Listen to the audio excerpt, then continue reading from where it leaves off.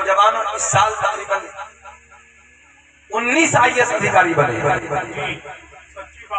19 नौजवानों अपने बच्चों के हाथ, अपनी नई नस्ल के हाथ में कलम की ताकत दे दो।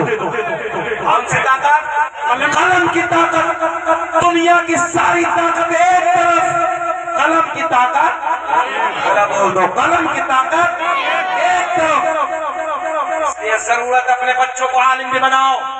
आज भी समस्तीपुर के जो मौजूदा DM है, मालूम है मैंने कई जगह ऐलान किया है, जो मौजूदा समस्तीपुर बिहार के DM है वो कोई और नहीं है, मिसबाही आलिम है। बोल दोस्तों यार, जब बच्चे हमारे आलिम होंगे और फिर वही बच्चा अल्हम्दुलिल्लाह IAS अधिकारी होगा, जिले का DM होगा, हमारा बच्चा आलिम होगा, थाने का इंस्पेक्टर भी होगा।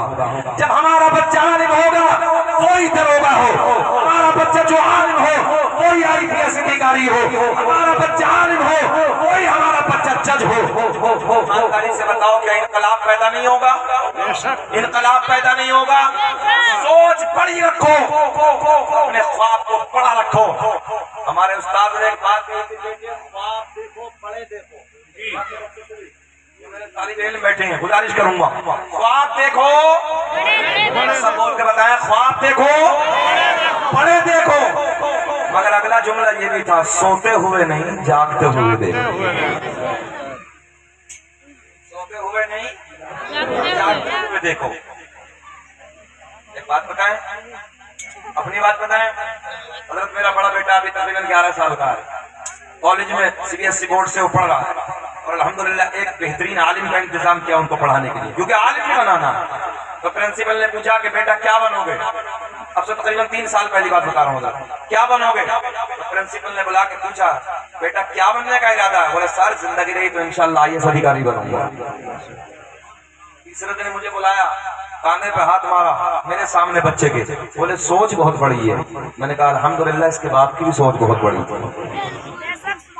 ख्वाब की बातें बताने लगा हूँ।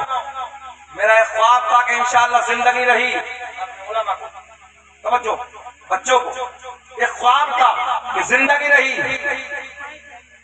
तो पढ़ने के बाद फिर बड़े सफर करने हैं, फ्लाइटों से सफर भी करने हैं, 50,000 1 लाख के मजमे में बोलना है। ये उस वक्त की बात करने लगा हूँ, उस वक्त की बात करने लगा हूँ जब मैं लाभिया जमात में छोटेपन की बात करने लगा, उसी वक्त ये ख्वाब देखा था। तो हमारे उस्ताद मोहतरम ने जो बात कही थी कि ख्वाब देखो बड़े देखो, सोते हुए नहीं जागते हुए देखो। अल्लाह का फजल है आज वो मुकम्मल हुआ मौलाना ज़ियाउल्लाह साहब और हमने 2-2 लाख के मजमे में तकरीर की। हाँ, तो इसलिए अपने बच्चों के हाथ में कलम की ताकत दे दो। कलम की ताकत तो कोई नहीं काट सकता। चलो फिर वही बात करते हैं। जर्मनी का डॉक्टर कुरान की आयत पे रिसर्च करने लगा है, कहता है कि कुरान कह रहा है कि नबी जान से ज्यादा करीब है। हमारे नौजवानों को तो पढ़ने का ही टाइम नहीं, फुर्सत ही नहीं। कौन है भैया? जर्मनी का डॉक्टर है, मतलब इस्लाम से कोई लेना देना नहीं है नौजवानों, कुरान से कोई मतलब नहीं है उसे, मगर वो जानता है जो कुरान में लिखा है वो सब सच्चा। और तुम क्या कर रहे हो? आराम से रातों को मोबाइल देखो, उसमें आ रहे गाने ड्रामे मक्कारियां और दुनिया तुम्हें, समझ गए ना? अब देखो ये रिसर्च कर रहा कुरान में, ये कहता है मैंने कुरान की आयत को पढ़ा, उसका तर्जुमा पढ़ा कि नबी जान से ज्यादा करीब है। मैं मेडिकल साइंस में पहुंचा, जाने के बाद मेडिकल में जाने के बाद मैंने इंसानी बॉडी को निकाला। हाँ, रिसर्च किया जाता बॉडियों, तो कहता है मैंने एक इंसानी बॉडी को निकाला। नौजवानों जितने बच्चे कॉलेज में पढ़ते हैं, साइंस से पढ़ते हैं, मेरी बात पे गौर करो। तो कहता है मैं कॉलेज में पहुंचा, कॉलेज में जाने के बाद मैंने एक इंसानी बॉडी को निकाला और इंसानी बॉडी को निकालने के बाद एक तरफ कुरान की आयत है, कुरान का तर्जुमा है। मैं रिसर्च करने लगा, साल मुझे 12 लगे। कितने साल? 12 साल। वो कहता है 12 साल के बाद जो कुरान ने बताया कि नबी मोमिनों की जानों से ज्यादा करीब है, वो कहता है मैंने इंसानी बॉडी को उठाने के बाद मैंने सीने को फाड़ा, सीने को चाक किया।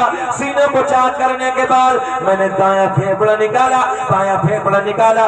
दोनों फेफड़ों को निकालने के बाद मैंने टेबल पे रख दिया। टेबल पे रखने के बाद आला खुर्दबीन के जरिए, आला मशीन के जरिए, दूरबीन के जरिए बड़ी बड़ी मशीनें लगाने के बाद मैंने टेस्ट किया, मैंने रिसर्च किया। और नौजवानों जुमले पे गौर करो, वो कहता 12 साल के बाद जो कुरान ने ऐलान फरमाया नबी मोमिनों की जानों से ज्यादा करीब है। मैंने फेफड़ों पे रिसर्च किया, मैंने देखा दाएं फेफड़े पे निक्का नजर आ रहा है,